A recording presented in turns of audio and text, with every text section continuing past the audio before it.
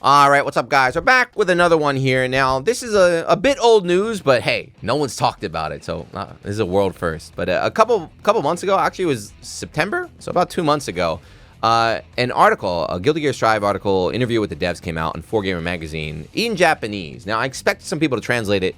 Nobody did. Well, look at this. A hero has arrived right here. So I translated the full article. I translated like a month ago, but I never got around to really talking about it. So today, I just want to real quick just tell you that I translated it. You can read the whole thing. The link's down there. And if you don't want to read it, go over a couple key points that they mention. They kind of talk about the past, some interesting thoughts, some things happen, and also they give you a little insight of what's going to happen in Season 2 and then in the future here. So yeah, if you like that, you like Guilty Gear Strive, if you like me taking a couple hours, it took me like 2 hours, 3 hours out of my precious time to translate this article for you, hit that subscribe button as a thank you, and let's go. All right, so here we go. It's like, basically, look at this as what? Like what's it called? The developer backyard. You know, it's another developer backyard right here. So it's always Katano, right? Katano is this guy. He's the guy who always writes the developer backyards, and this time we have Miyuchi. So Miyuchi is the new producer. Yeah, in the last developer's backyard, he kind of introduced himself. So they go into a little bit of a background. Let me find it right here. I highlighted the points I want to talk about. He was actually in America. So before he was a producer, he was the assistant to Yamanaka-san, who was the old producer, and he was living and working in America. So if you don't know, the new producer, Guilty Gear Strive, is fluent in English. He's a native English speaker right here. The start of the article, I don't know if they've ever officially come out and said this, but they stress it multiple times if you read it, which I suggest you do. This, for example, this line right here. It says, he's worked with the Guilty Gear team from the beginning to develop this title for an overseas audience. So they stress multiple times throughout this thing that Guilty Gear Strive is designed not for Japan. This game was not designed for Japan. It is designed from step one, from the ground up for the overseas market. So they really kind of just get into it, like their plans behind that, right? So if you're a foreigner, if you understand why this game is so popular, because you were the target. You were the target audience right there. Apparently, Michi was a BlazBlue player too. He says right there, he's a BlazBlue player, but I heard he was a scrub. He wasn't that good. Again, they're reiterating, talking about how they wanted to focus on overseas audience and a wide group of people, but not just that. This is kind of like the saucy part. Where's Obama? It's where all the boomers are gonna anger right here. I'm gonna just read this line right here. So they talked about their different targets, right? So Japanese players, overseas players, OG players, new players, right? So it seems very difficult to achieve that balance. How did you achieve this balance with Guilty Gear Strive? So how did you decide like your target for the game? So it says, we definitely changed the way you approach this balance. It'd be nice to make a game that made every player happy, but unfortunately, that's something very difficult to do in reality. So if you develop a game for new users, then the veterans will get angry. If you develop a game for the veterans, then the new users get angry, right? So what was their choice? So Katana says in the old titles, they kind of just focus on the veteran players, right? That's why all the old Guilty games were hard, because whenever they had to come to that crossroads, they always sided with the veteran players. But they said for Guilty Gear Strive, not anymore, right? We decided to reset how things are done right here. So during the beta, this is pretty interesting, right? So during the open beta test, during 2021, if you remember, the absolute like shit show on Twitter and everything. So like they talk about it, right? The veteran players were very vocal during the open beta test, and we began to feel a bit uncertain about a direction. Look at that. Obama, you were so close. They were so close. So the devs admitted that like the negative feedback during the beta actually got to them. It actually got to them and they were unsure, right? So they were like, damn, we don't know if we're doing the right thing. But recently though, they're getting a lot of, a lot of positive feedback. Of course, the game sold 1 million copies. So they're sticking with it. Our decision to change is something we made with confidence.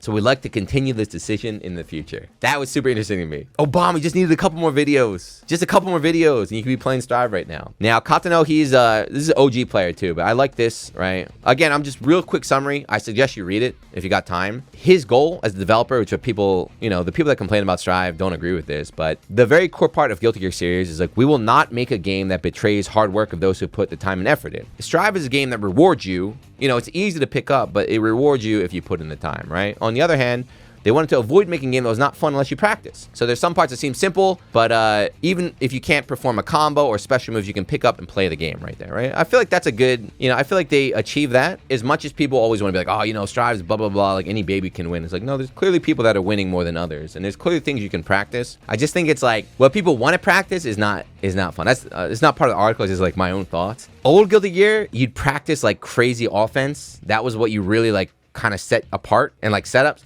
In like in Strive, it feels like defense, right? That's what you practice, is blocking and surviving is a lot more important in this game. But you do get rewarded for that. So again, Katano just reiterating. So even if there are parts that people feel simple, we design a game where advanced players have parts that can put effort in and excel, which again, I think is defense, right?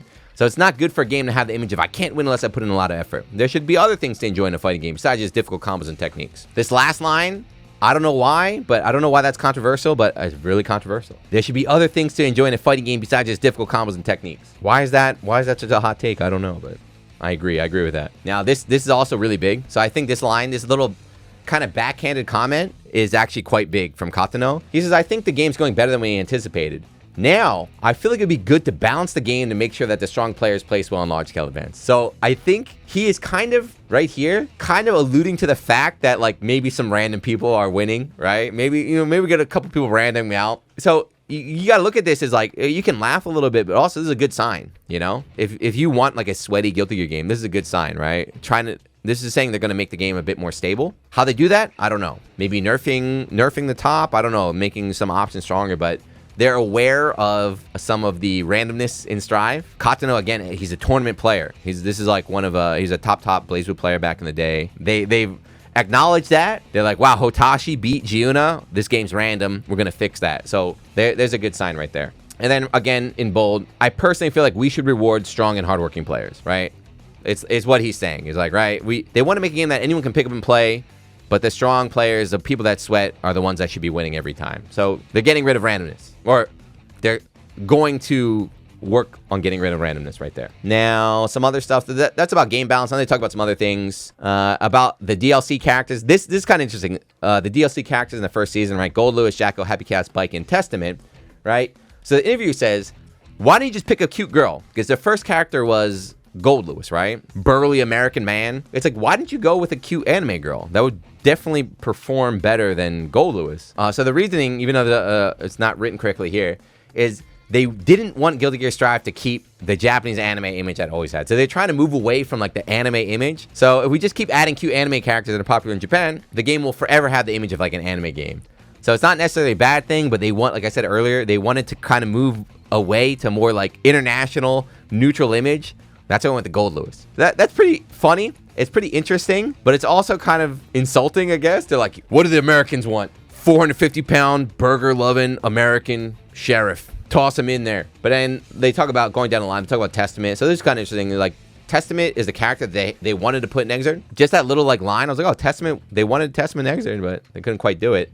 So they showed some of the art. We saw this at Evo, right? This was Testament's art during Exerd. They just talk about Testament, blah, blah, blah. But this one line is pretty interesting. So they talk about this line right here. So Daisuke just draws characters, rough sketches of every character, even if he doesn't have a plan to put them in, just so he's ready. So they say Daisuke is ready and prepared to release any character at any time. So whoever your favorite Guilty Gear character is, Daisuke already has an image. He's already ready to go. So who knows? It's just up to whether they decide to put him in or not. Holy Order Soul, is Host coming back? Can we see Daisuke's rough sketch for Host? Pretty funny too. So they talk about Evo. So like, hey, how was Evo? Like, what was your experience at Evo? It's like, first of all, there wasn't a single Japanese player in top 8, which is crazy, right? We've never heard about it for Guilty Gear. And not only that, the players are super young. It's like the players are super young because Guilty Gear is a boomer game. Up until Strive has been a boomer game right here, right? So why did that happen? They give a good reasoning, and it makes perfect sense, right? So there's no arcade mode. So Japan lost that advantage right there. There's good netcode now, thanks to rollback. That's not advantage, but actually like playing ground, right? And then there's last line. I'm sorry again, Obama, Guilty Gear boomers. I know you hate to hear this, but Guilty Gear Strive is a game we designed to reward people who put time into the game, not old games. The result is proof of that. That's what I'm trying to say. If you put in 5,000 hours in this game, you should beat the guy who put 5,000 hours in the last version of the game, or like 4 versions of the game ago, because that's how it is. But there you go. I'm sorry. There you go. It's kind of nice though, right? So from the developers, like, I don't want to disrespect veteran players in any way, but he's very happy to see new players doing well. And then Bridget. Now this part, I feel like this part is fishy. I feel like this is fishy right here. So they talk about Bridget. So Bridget was announced for the first time since Exit. How was the reaction? It says, our goal with this title was to raise sales. So Strive, they designed for the overseas market, but it didn't do well in Japan. This is a fact. They admitted that the game did not do well in Japan, right? The sales were really bad compared to overseas, but that was their plan. But Bridget's return instantly boosted our sales in Japan. I was able to feel how much everyone was waiting for her return. I need some numbers on this. Because, you know, I follow both, you know, the Western scene and the Japanese scene. Did he really boost sales here? Because, like, 99.9% of everything I see on social media is from the West. I feel like she definitely boosted sales, but I feel like it's probably like, damn it. All right, we're even more popular overseas now. They just kept like, oh, this was our plan. It worked out. But yeah, I don't know. So they talk about the plans for season 2. So here, it was all fun, but now's the bad news, I guess. Here's the bad news for you guys. So they talk about the plans for season 2. Again, you can read the whole thing if you want. You know, what can we expect for season 2?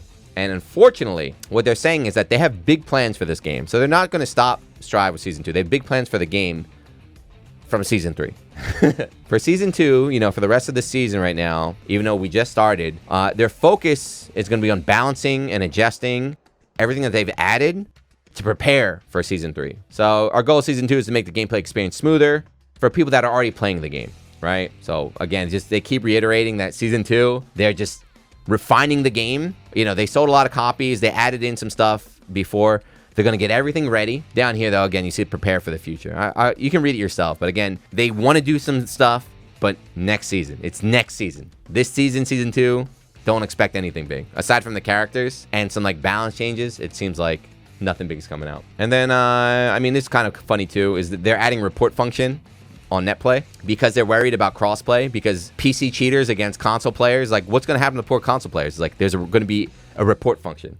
So like you can report every like Happy Cows player you want. They'll be like, he was cheating. He was shooting me from full screen. Ban his ass. But yeah, there you go. Again, like I said, read it yourself. I really quick skim through because it's kind of long, but it's pretty interesting. Good insight into the thought process from the developers on the game, before the release, after the release, where they're planning to go right now, if you're into that stuff. There's no like groundbreaking information, but I feel like it's a decent read there. If you don't want to read it, hopefully the summary was enough for you. But yeah, that's it. Game is doing well. You know, sold 1 million copies.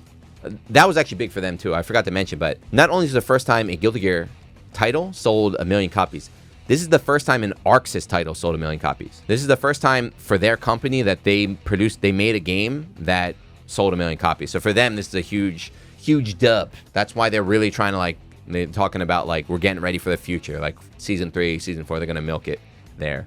But yeah, hopefully you enjoyed. Like I said, come on, I translated out of my own free will for a few hours. Hit that subscribe button as a thank you. It's the least you can do. And yeah, let me know what you think. Let me know what you're looking forward to in the future. They already hinted, not in this article, but they already said they wanted to add IKs.